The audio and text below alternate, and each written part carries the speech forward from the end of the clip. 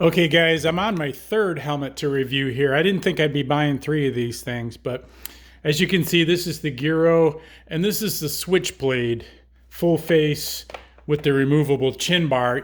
You guys saw my other video. Maybe I'll put a link down below. This is the IXS trigger, and then I also I bought the Troy Lee stage.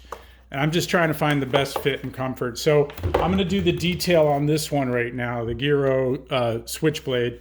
And to be specific as to what I got, this is the only one I got with the removable chin bar. But I'll show you the box. Just unboxed it. And that's brand model. It's got the MIPS as we know in this thing. I always get the largest one they make because I got a big head, as I mentioned. And that's about it there. I'll show you what's in the box on this one. It comes with actually an extra visor. I think it's identical to the visor. And obviously manual and a GoPro connector thing with I think that might be a sticker pad, which I guess the GoPro thing goes up on the helmet. I don't know if that fell off or not, but we'll check that out. It also has a simple bag. It seems like it'll be pretty well ventilated. And it came with a couple of extra cheek pads, which I've played with, but they don't seem significantly different sized than the ones, but they do have the Velcro, which means you can do a little more variety of positions. That may be like a snap thing too, but at least it has the Velcro so you guys can move them around as needed. Again, they don't seem to be radically different in thickness. I could almost not tell the difference when I was playing with those, but let's get back to the helmet real quick. I'll try to wrap this up quick. I'm gonna do a conclusion video after this, but this one, in my previous video, I showed you that I've had a open face mountain bike helmet for a number of years with the MIPS from this company, and I really like the ratchet system. So I was looking for these ratchet systems where you can adjust the helmet on the fly as needed, because I thought that would conform to my oval head. And the reason I keep putting the Rai helmets in my videos is because I am the oval head guy, and I was trying to find helmets that would fit my oval head. Now, the reason I bought these three is because they hinted towards being better at fitting front to back on an oval head. So that's why I'm focused on these. So hopefully it'll help you guys out. But it appears as though all these helmets are beautiful. All these helmets are going to be obviously, dependent upon your head and your ears and how the shape of your jaw and everything. So it's always going to be custom, unique to you. So I can't help you a ton with fit. All I can kind of tell you is my experience. This one actually does fit quite well. None of these are luxuriously comfortable when you put them on. They're kind of hard, utilitarian feel. But actually most of them are like I said in my previous video, 99% good. This one front to back fits well. The ratchet system works well. It's radically heavier than the rest, probably because of this whole chin bar mechanism thing.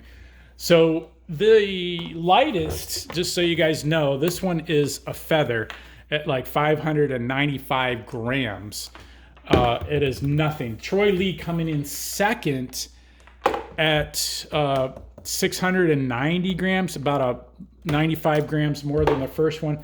This little pigly coming in at like almost 1,000 grams. I think it was 995 or something like that. Let me check my paperwork real quick. Yeah, this one was quite a bit heavier at 975 grams. So I am not going to go with this one totally because of that weight. I just don't feel like having that clunkiness on me in South Florida with the heat. And I'm going to be, like I mentioned, riding my electric motion Escape. And I'm just looking for coolness, airiness, lightweight, and so forth. The chin bar thing, I think some of you downhill people are going to like that. It works pretty well. It's not super easy to get on and off. I guess once you get the hang of it, you can rip it off pretty easily. You got to plug in these upper plug things, these little nodule things that you got to come in at an angle into this red notch area on each side. It kind of flexes around, so you got to kind of fiddle with it a little bit.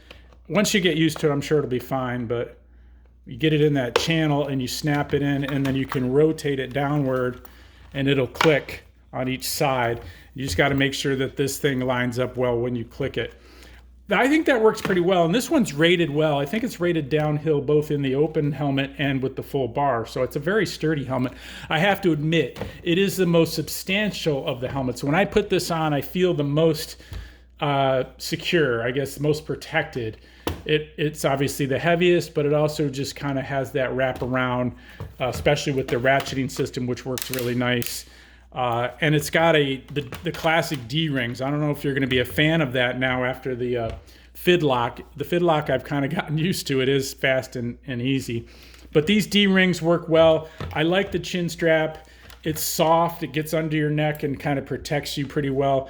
I told you guys I did have a neck injury from a strap that was kind of spooky, swelling up my airway. So I'm kind of a little more conscious of that, as I mentioned.